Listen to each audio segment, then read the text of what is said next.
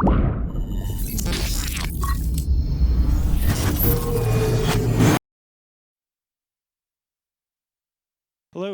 Okay, great. I think we just need the slides. Here we go. Great.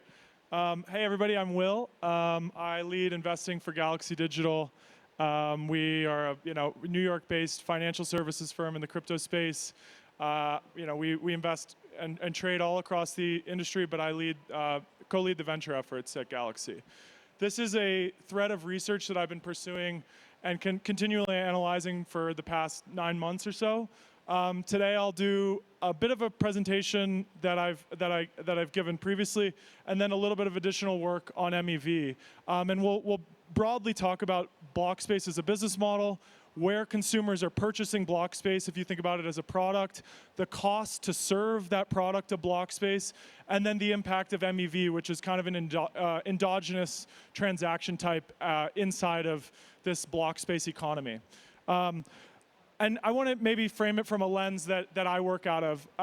New technology paradigms fundamentally create new business models. And this is, as an investor, one of the things that I have to be keenly aware of. So there's a firm that some of you may be familiar with called Insight Partners. Insight Partners was formed in the mid-90s when the PC boom was basically halfway up its S-curve, right? PCs were getting shipped to every home computer, and to every home, and Insight Partners identified that SaaS as a business model had a high propensity for recurring revenue, high gross margins, and basically costs in R&D that scaled logarithmically with the revenue. So you could really gain as you scale over time. And they identified that this is a business model that was really an elite business model. They built a firm around it, and they were absolutely right.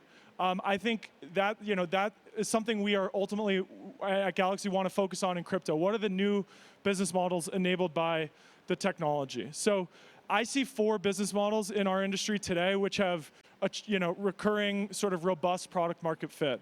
The first is software businesses. So these are the SaaS businesses that I just talked about. This isn't a new business model per se, but certainly businesses like Fireblocks, Alchemy, and others have sort of repeatable, robust product market fit. The second is exchanges, the propensity to trade assets of all types, whether that's cryptocurrencies or NFTs, and over time, we believe at Galaxy, broad financial assets.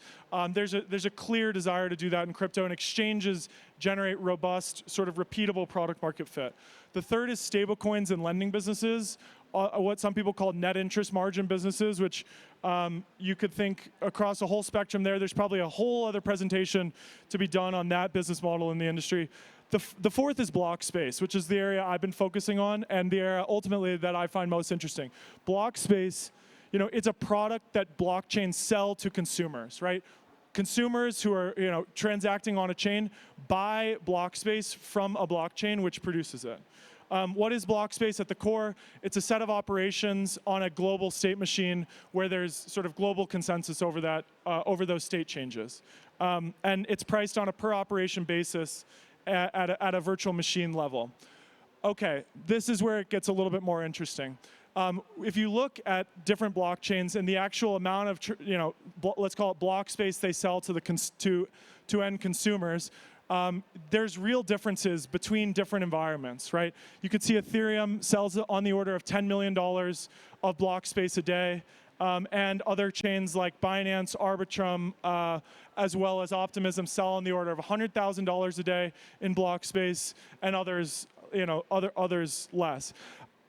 Our proposition is that the difference between those environments is determined by the network effect that those environments have, right? There is a real network effect around this compute, which comes in the form of capital, in users, in application developers, liquidity in smart contracts, and ultimately smart contracts that are deployed on a particular chain.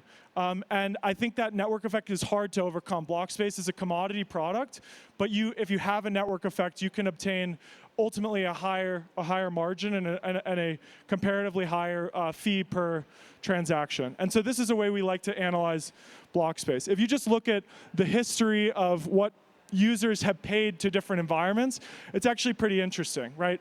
This is through 2023. These are actualized numbers. So in 2021, consumers paid $10.9 billion to use block space across these 6 chains: Ethereum, Binance, Polygon, Avalanche, Arbitrum, and Optimism. There's others I would probably add here. Solana would be great. Solana is a fairly difficult chain to get to produce data on because they have so many transactions. But there were 10.9 billion in 2021. This year, in 2020, or last year in 2023, users paid 2.8 billion across all those chains.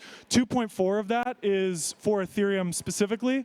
The other things I would highlight on this sheet are, you could see in 2022, if people remember in the market, the alt L1 rotation. So that's users moving into Polygon and Avalanche. You can see an uptick in transaction fee volume paid in those environments where you have Avalanche and Polygon growing 130 or 100% year over year from the prior year. And then in 2023, you can clearly see an L2 rotation where you have Optimism and Arbitrum growing their fee revenue by 100% year over year.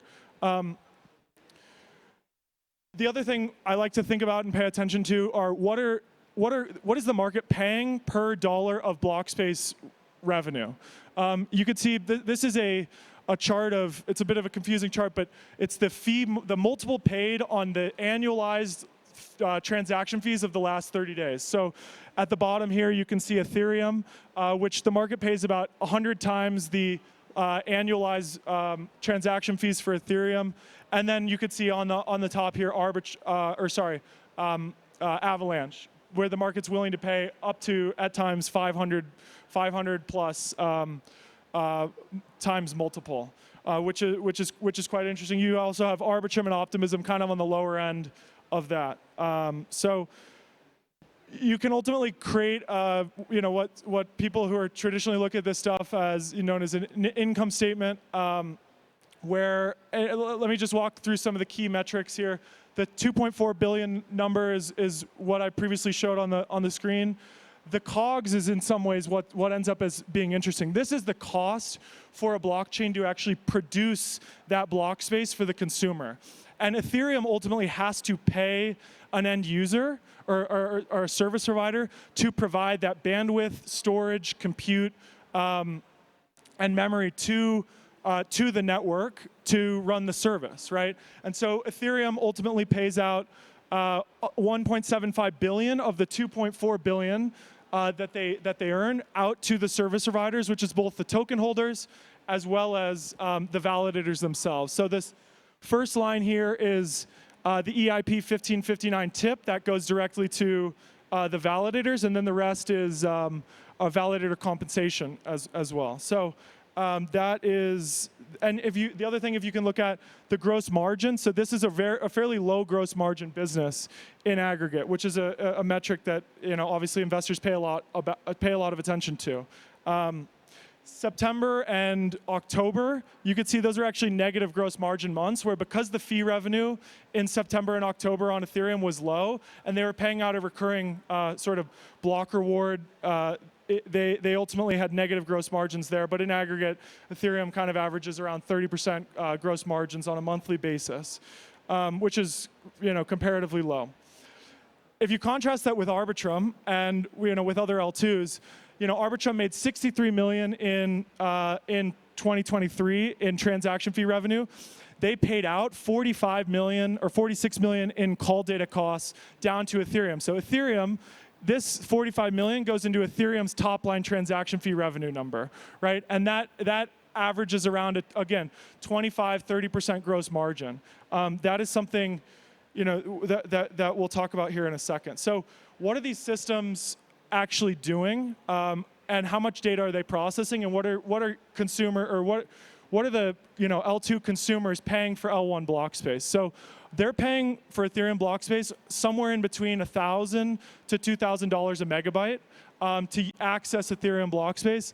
And in high in high months, Arbitrum is processing about 2.2 kilobytes per second onto base layer L1.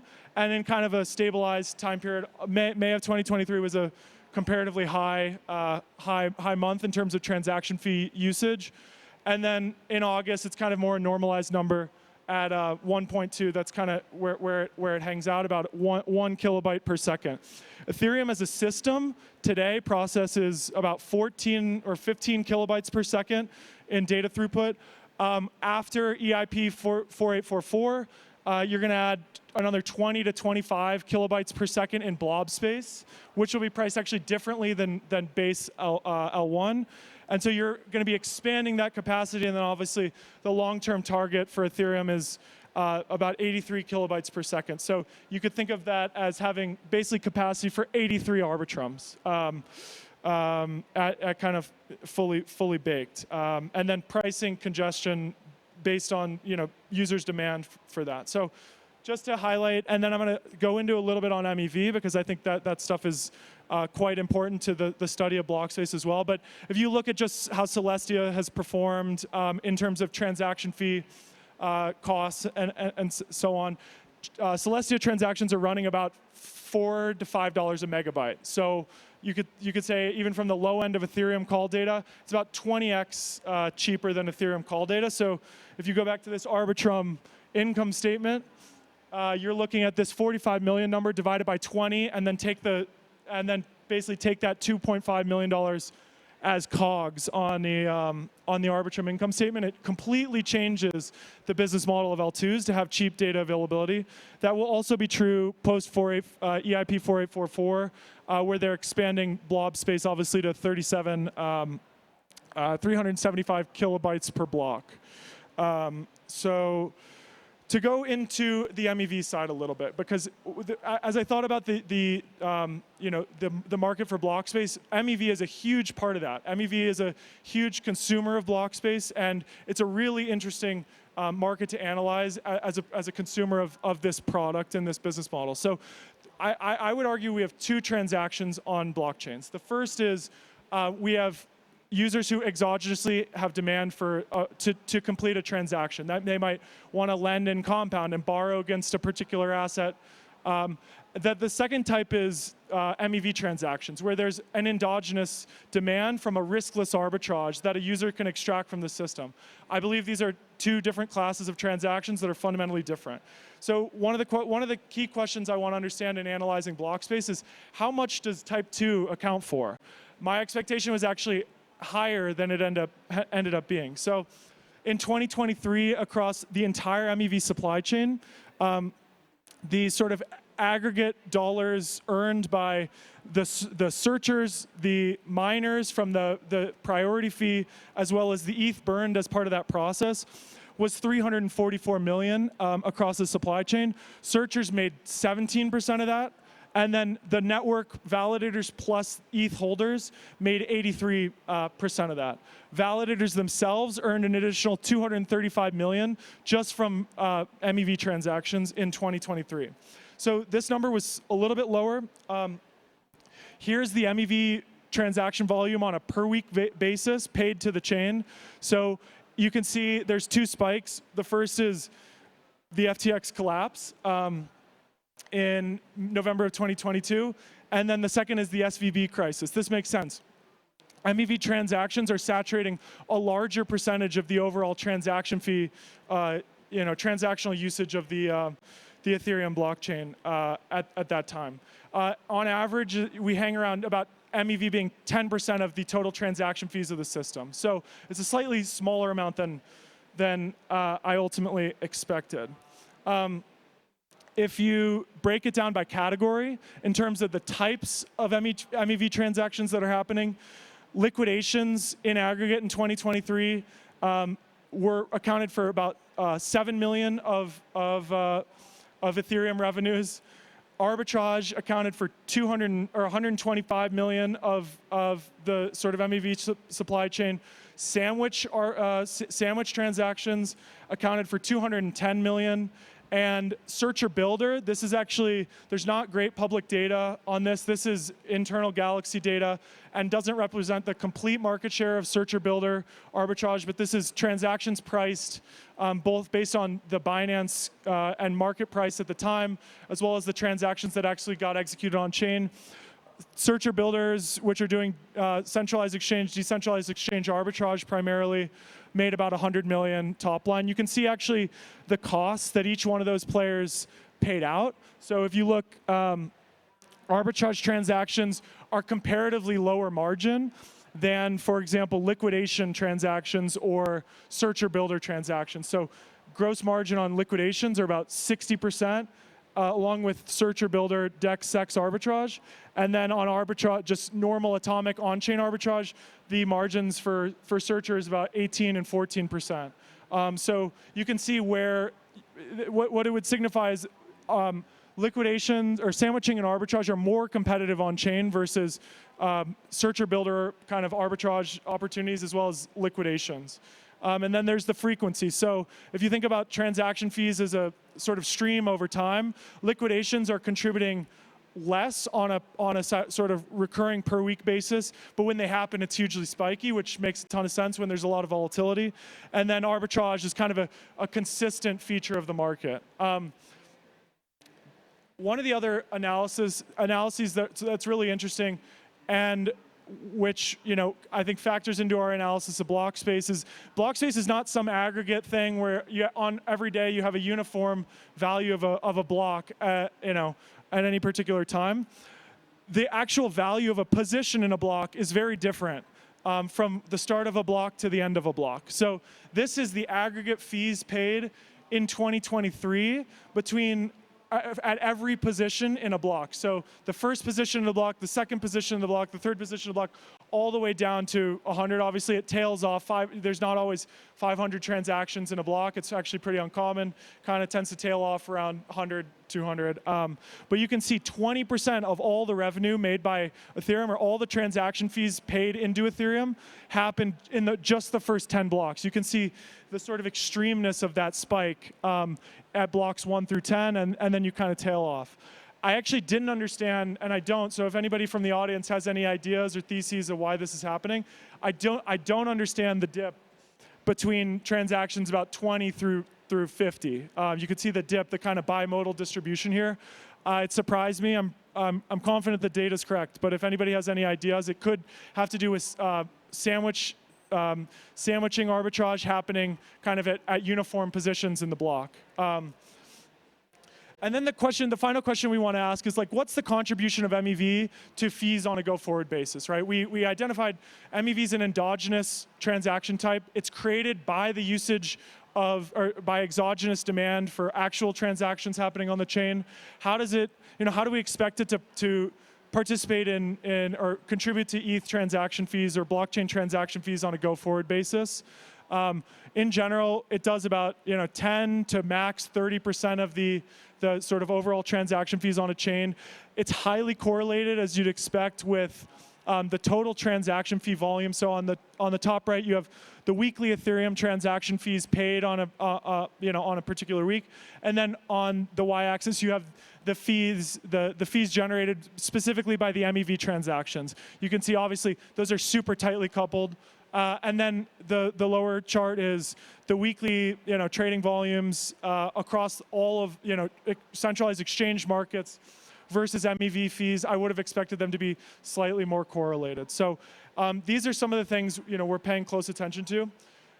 Just to wrap up, and to zoom out and talk a little bit more about Blockspace as a business model. So what are the properties here of Blockspace? I believe it is a fundamentally interesting and novel business model that's different from the sale of compute like Amazon EC2.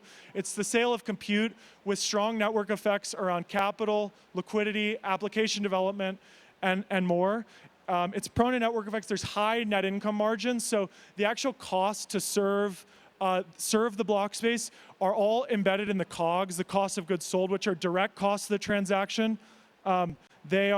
There's no indirect cost of the transaction. There's no operational expense overhead to serve that. Everything, it's as if Uber was sort of run by a network of drivers, and they were also running the software to the network and serving users that way. There's no operating company that's sitting behind it. So there's a high propensity for profits here, especially with rollups, once you scale gross margins and you cut down the cost of call data. And then I think we're just going to benefit from increasing scale over time. We're seeing Arbitrum and Optimism grow 100% year over year. We've seen Avalanche grow 100% year over year. This is a business model that's doing billions of dollars of gross gross revenue, gross merchandise value. And I think it's only growing with the demand for block space and the demand to use these systems. So that's a high-level overview of how Galaxy, at Galaxy we analyze the value of block space and the business model that's really served by these infrastructure layers. So that's it. Thanks, everybody.